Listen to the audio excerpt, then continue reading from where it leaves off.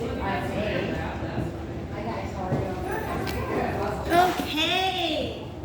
Hi, everyone. Hi. It's me, Hi. Monica Lewinski, the most annoying girl in I'm Allentown. Monica Lewinski. And I'm here to read you some excerpts from a book that I found from a little library at the New Phoenix Theater on Johnson Park. Fantastic establishment. They have a show running right now by Subversive Theater. La-di-da-di-da-di-da-di-da. Great people. Go support your local arts.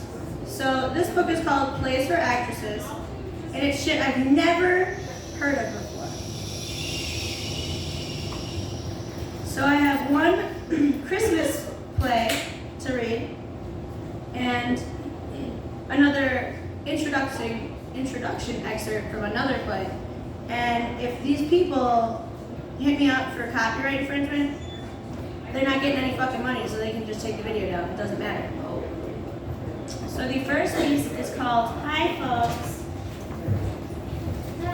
The first, oh, don't worry. Get a drink, have a while. Just careful, don't sit in front of my camera. That's all I ask.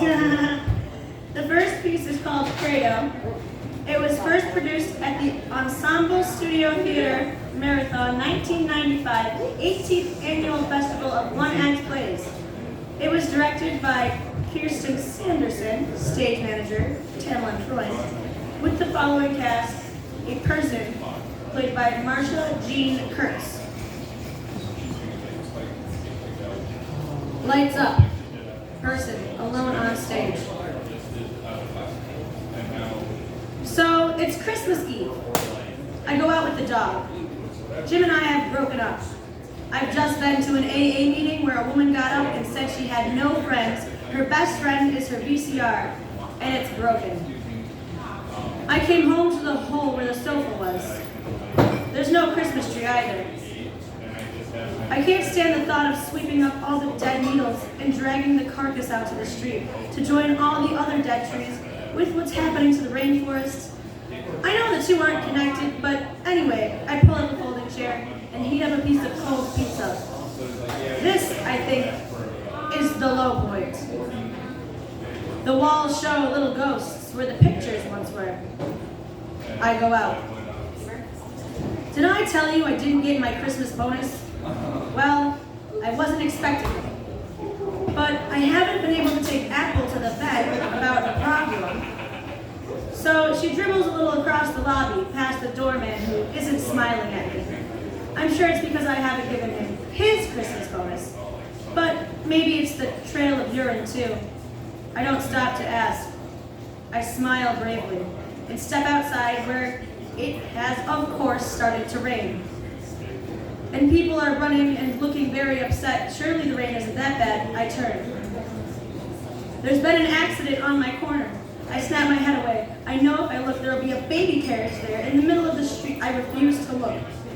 They certainly don't need another person standing around, not doing anything. I put my mind, where can I put my mind? Vienna, where Jim has gone with the woman he left me for. You can't escape these thoughts. All I know is her name. Her name is Carmela, apparently. And I believe that she has had a sex change as far as I know.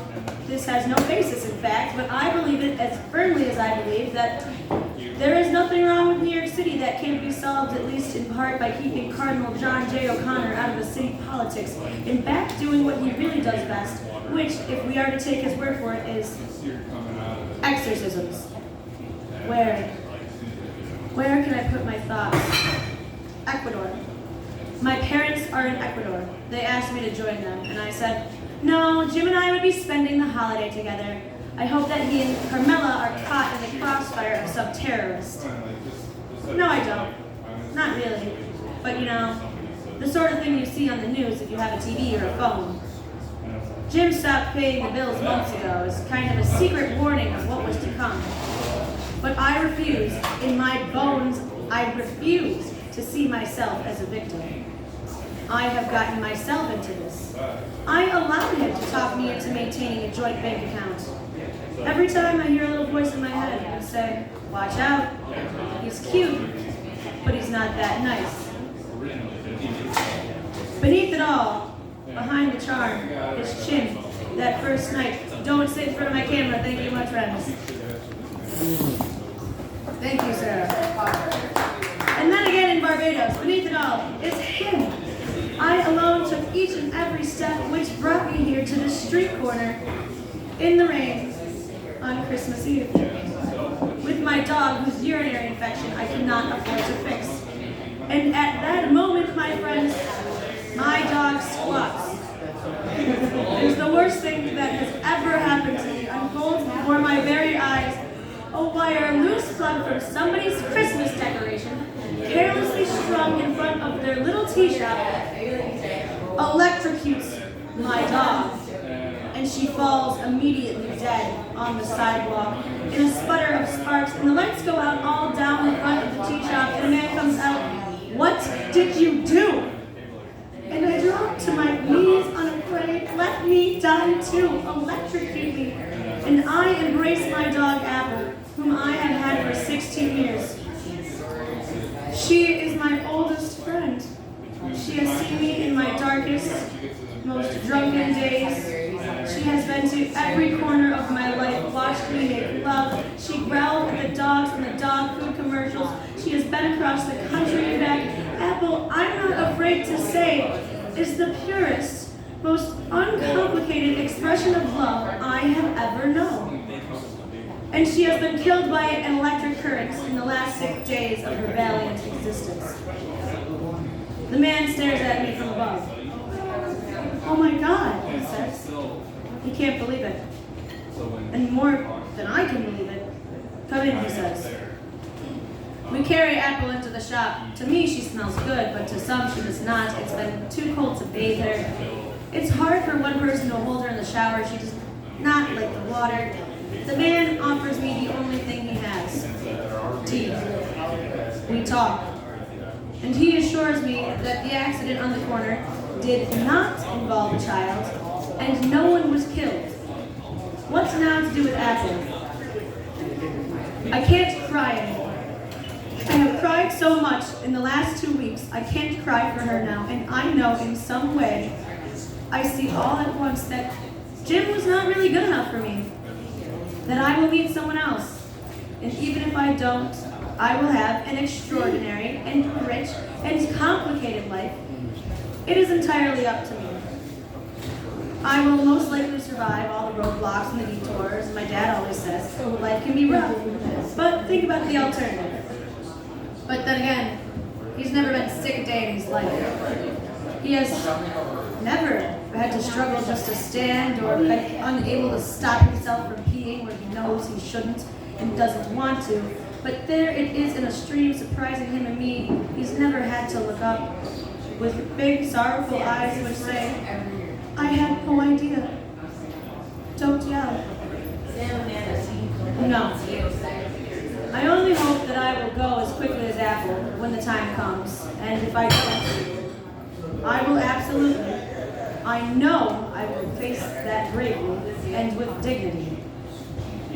I know, and if for some unforeseen but totally justified reason I can't, and I am making a complete ass of myself, saying things I would never say, and acting childishly, and turning into a prude, and a conservative, and of being a complete drag on everyone for months and years, I know my friends will forgive me. And if for some equally valid and twisted, but ultimately logical reason they don't, or they can't, or they're all dead by then, or it's August and they're away, then I will forgive them. Right? The same way I forgave myself for yelling at Apple for the first time she peed before I realized what was going on. And if, again, I can't, sorry, I got a camera right there, sit to the left, or anywhere else. Yeah, thanks people. And if, again, if I can't, and everything is entirely for shit, and I can't even find my way to the end of a sentence, and you can fill it in all the blanks, that will be fine too. Thank you, that was created by Craig Lucas. That's my shit, you don't have to mind it. I don't care. Yeah, rob me if you want, I don't have any money. So this next one is called David's red-haired death. And locally in Allentown, there's a very beloved person. Actually, let me make some room for you guys. You're fine. At least let me get my beer. You're performing. You're good. I'm ready to go through. Thank you, Sarah. So, there's a beloved character in Allentown who has lived here for many years and hung up all the signs and did all the backstage work. And his name was David, and he died this year, and everyone is sad. I would like to work on this play, maybe get the rights and pay for it, maybe not, who knows. But it's called David's Red-Haired Death. It was written by someone. I'll figure it out. And it premiered in July of 1991 at the Woolly Mammoth Theater in Washington, D.C. It starts with a woman talking to the audience. There was a time a person had only 100 deaths at best.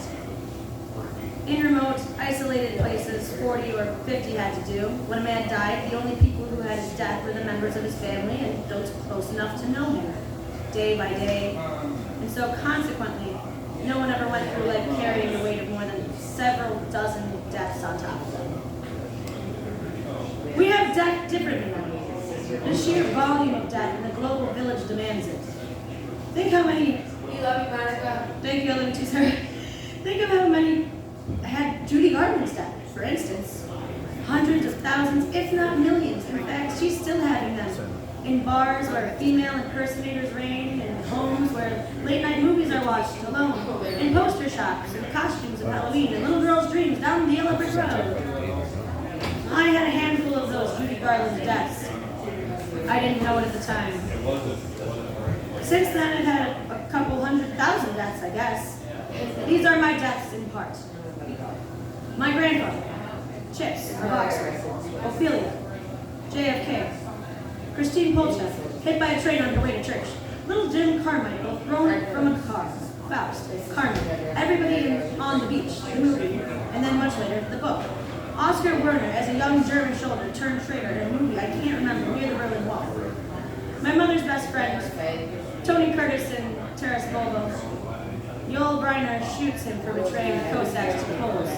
A bullet through the shining Polish armor straight into Tony's wavy black hair heart, and mine. My father's mother, one fresh base crew member for a week on Star Trek. During syndication, one a day, villains and westerns, spies in the 60s, boys in Vietnam.